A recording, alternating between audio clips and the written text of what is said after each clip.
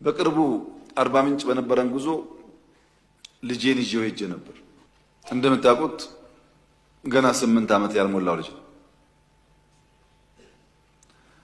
በአባያ ሌክ ውስጥ ሂፖና ክሮኮዳይል ነበር የሚታዩ የምናያቸው።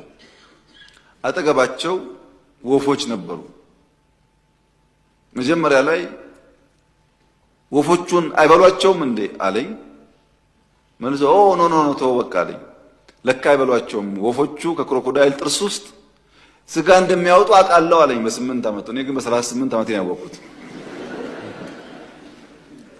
ልጆቹ እንደምናስበው አይደሉም፣ እሳቶች ናቸው። ብዙ ያውቃሉ። ዕውቀታቸውን ከሀገር ፍቅር ጋር፣ ዕውቀታቸውን ከትጋት ጋር፣ ዕውቀታቸውን ከኮሌክቲቭ ጥቅም ጋር ማያያዝ መቻል ይኖርብናል እንጂ የሚቀጥለው ትውልድ የሚያሰጋ አይደለም። ስጋቱ ያለው